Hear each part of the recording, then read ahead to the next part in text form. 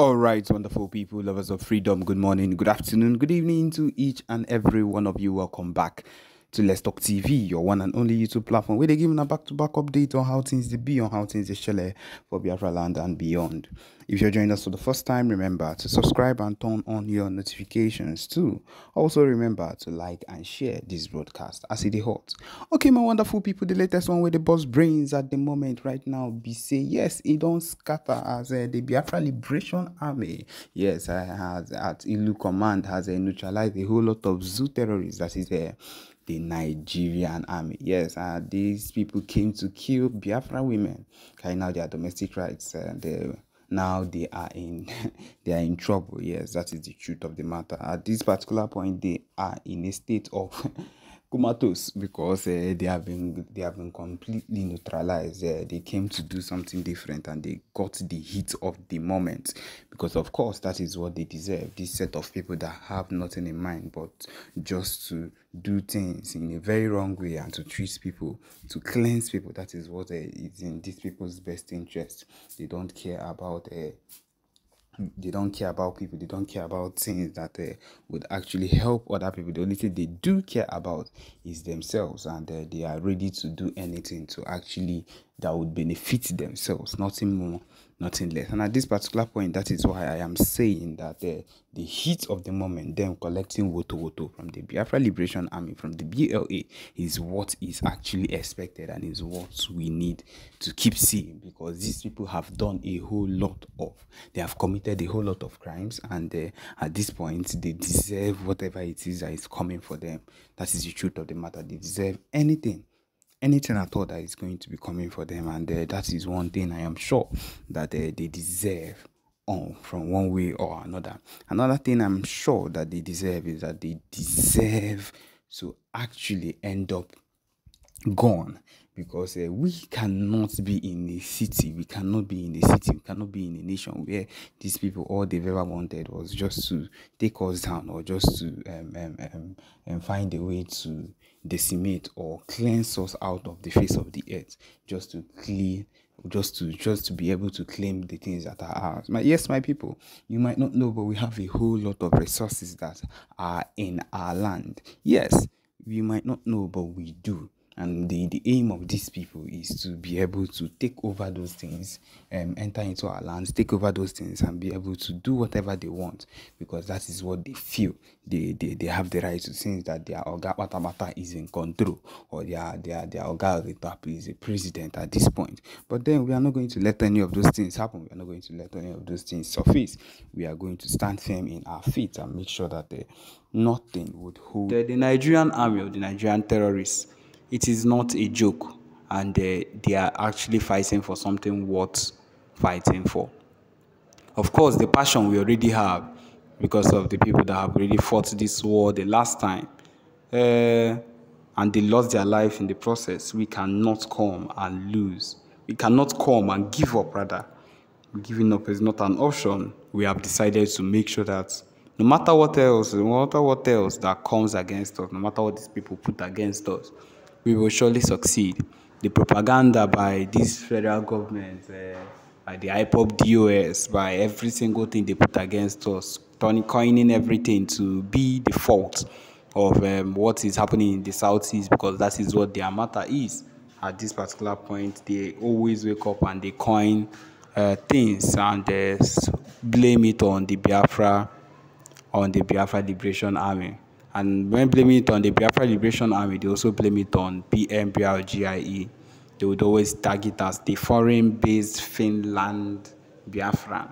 Finland man, Simon Ekpa, is among the people causing mayhem or unrest in the Southeast states. How will someone outside the country that is only fighting for the Biafran army, that is only fighting for the coming of Biafra, now be causing unrest in the same states he says that he wants to save, or against the same people he says, or he's saying that he wants to save? This would clearly mean that he is lying, and which is not the truth. We can clearly see the conventions happening. And every single thing that is happening at this particular point pointing towards the movement and how the movement will directly move forward, and being done by this same man that we are claiming that he's against the Biafra movement, he's against this, he's against that he's against this, that he's causing unrest in Southeast, he's doing this, he's doing that. My people, I just want you to know that it's not possible. None of it is even close to being possible, because he is working tirelessly. The amount of people they send against him, the amount of people that have wanted his arrest, even the time when they succeeded one way or another, they said there was a rumor that he was arrested and then he was released, and everything that comes up, it all ends up to be a lie. It all ends up to be false. It all ends up not happening, because this man is protected by the Finland government, and the Finland government is in support of everything he's doing. And I would like to tell you that even the Finland government would know. They would not support anybody that would be causing unrest in another state, and they will not even let him stay in their country if they found out that, or if they know that this particular man, this is what he's doing. But they know the fight, they know the roots of every single thing, and so because of that, they are supporting him. This particular movement is not a movement that anyone can just wake up and do and go to a foreign state and stay. If you are that kind of person that you are doing that side of thing, be rest assured that the country would investigate you before allowing you to stay there, especially in a country like Finland. If a Finland country would investigate you to be sure that nothing of such is going on, or you're not causing any of such, that whatever you're doing is actually up to your right and is what you can rightfully do, which I am sure that they have done properly on him, and they have verified that this particular person is doing nothing, just like the Mazi Nnamdi Kanu was doing absolutely nothing wrong, but fighting for the movement. But of course, this particular thing is what they would use to sway people in Nigeria. They would use to sway Igbo people in Nigeria, make them think that he's the worst enemy of all, and say so many rubbish against him. I would even come up and say that since he's outside the country, he should come back. Mazi Nnamdi Kanu, the few times he came back to Nigeria, the very first time he came back, they arrested him. That was the first thing they did. And you expect him or anybody fighting for their freedom to come back to Nigeria? It's not possible. If we have a history of letting people that are fighting for their nation be in the country and be safe and every other thing without getting arrested, then the possibility of them coming back or staying or being protected in their state is there. But then any time that this set of people find themselves or get themselves in the country, they are arrested. Do you expect the PM, Simon Ekpa, not to learn from the previous things that had happened and decide to be in a state that would really, really protect him from anything that is going on?